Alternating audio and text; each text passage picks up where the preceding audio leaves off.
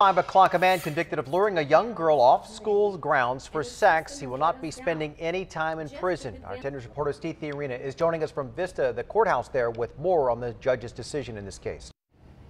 It was a plea deal that the mother of the victim railed against, calling it not harsh enough, not for a 20-year-old man who had sex with a child. Jeff Kalika came to court dressed in a black shirt and bow tie and white suspenders, here to be sentenced for his guilty plea to having sex with a 12-year-old girl off grounds at Earl Warren Middle School in Solana Beach.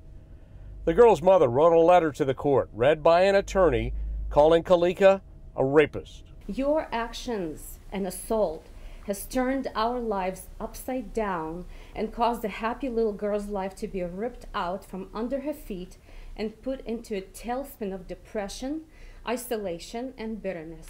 Judge Michael Washington accepted the plea bargain, sentencing Kalika to 3 years prison, stayed, and 3 years probation. The victim's mother's letter continued.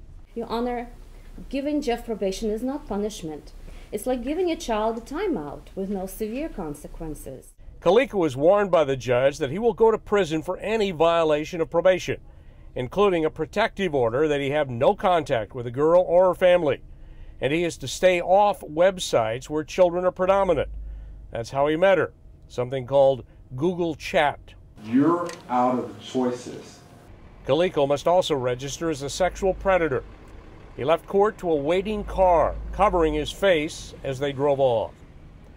Similar to his exit last month at another hearing, where 10 News reporter Michael Chen got him to at least say, "I'm sorry," directed at the little girl and her family. I said, I'm sorry. There is also a civil suit brought by the family against Kalika and the school district. That will go through the courts next year. In Vista, Steve Fiorina, 10 News. All right, Brian Shalonsky now.